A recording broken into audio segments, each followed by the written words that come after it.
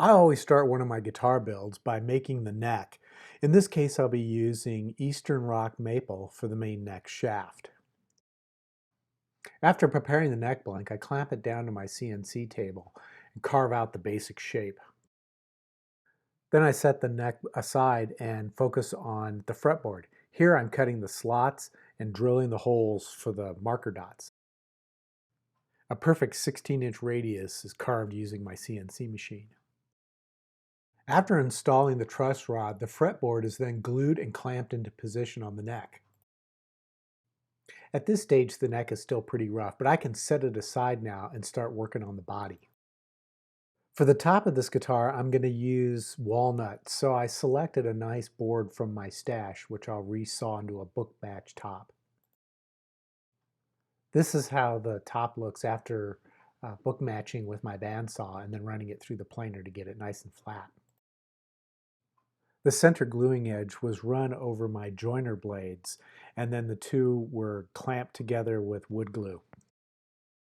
While the book match top was drying, I selected a nice piece of mahogany for the main part of the body. After cutting two 7-inch wide, 18-inch long pieces from that board, I ran them through my planer and planed them down to a thickness of 1.5 inches. Next, I ran the gluing edges over the joiner blades to square them up. After gluing up the two mahogany boards, I put them in the clamps and let them sit overnight for the glue to dry. The next morning, I clamped the body blank down to the CNC machine and carved out the basic shape of the body. I cut the top separately because that allows me to cut hidden channels into the body before attaching the top. After the body and the top were cut out, the two were mated together with a lot of wood glue and a bunch of clamps. With the basic shape of the body cut out, I could focus on details like a hole for the recessed jack. And then I recessed the mount for the three-way selector switch. And then I cut holes for the string-through ferrules in the back of the guitar body.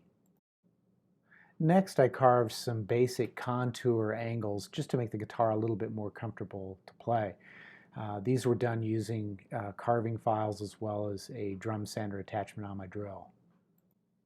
Here I'm using an oscillating spindle sander to get the sides of the guitar body sanded perfectly smooth. I also like to use a random orbital sander to get the flat surfaces like the top and the back sanded smooth. With the machine sanding finished, I continue sanding by hand, working up through the grits from about 100 all the way up to 800 grit. To make sure that all the surfaces are absolutely scratch-free, I'll wipe it down with mineral spirits to check my progress.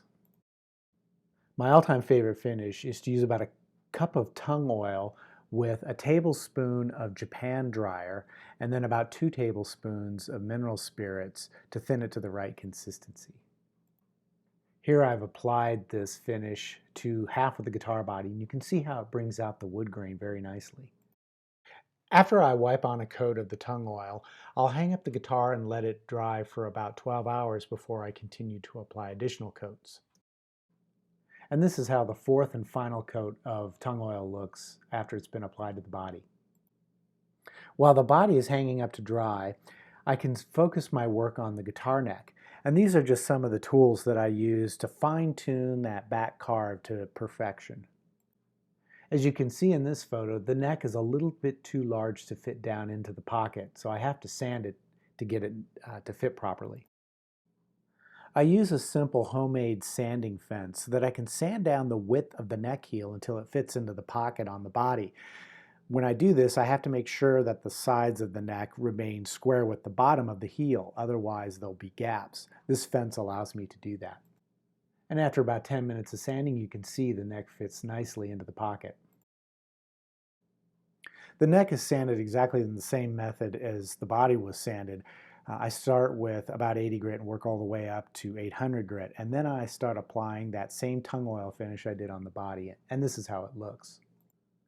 The tung oil finish I applied to the neck and body will take about 3 to 4 days to cure before I can go on to the next step. So what I'll do in the meantime is I'll work on other details like my logo plate and a set of my own custom hand-fabricated 7-string humbucker pickups.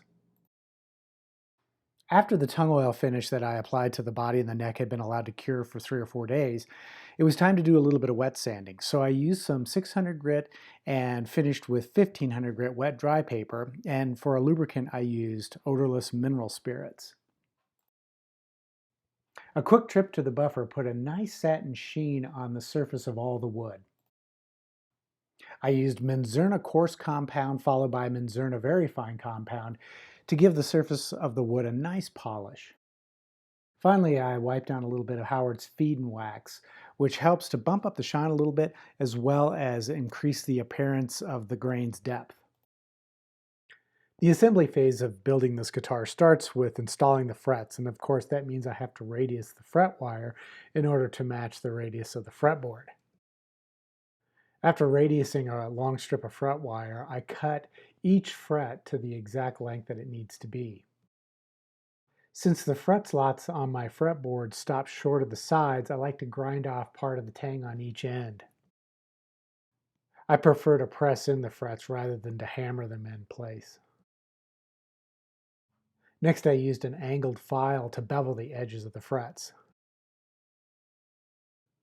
With the frets installed and beveled, it was time to level them.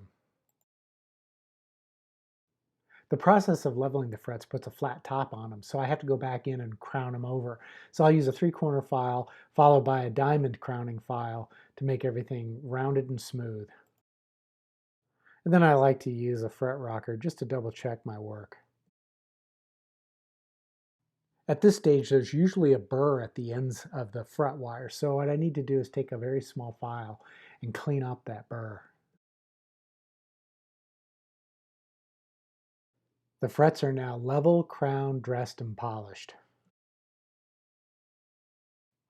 Next up, I shielded the control cavity and then wired all the pots and switches. The custom-made humbuckers are installed using wood screws and springs so I can adjust their height. In most cases, a multi-scale guitar requires that you use a separate bridge for each string. In this case, I'll be using the hip shot solo bridges, which are really high quality components. The next task was to bolt in the neck. And after all that work, it's finally starting to look like a finished guitar. Before I forget, I went ahead and installed the Schaller strap locks. I usually drill the tuner holes slightly undersized and then ream them out so that they fit nice and snug. And here are those tuners installed into place. Of course, the guitar can't work without a nut, so I had to fashion a nut out of cowbone. The blank I made was very carefully sanded down to its final dimension. And once I had a perfect fit, it was time to position the strings so that I could start cutting the slots. I use a razor saw just to nick the top of the nut so that I can place the strings into position. I have to make sure that they cross the pull pieces perfectly. Then I set the string action at the 12th fret by adjusting the height of the bridge saddles. To finish the string slots, I used gauged nut slotting files. And finally, the last bit of fabrication I did was to make a truss rod cover. After tuning the strings and setting the intonation, the guitar was ready to show off. I love how this walnut looks on the top. From every angle, this guitar looks beautiful. Even the truss rod cover looks cool on this guitar. And check out the access to those upper frets. A 16-inch radius makes for easy playability.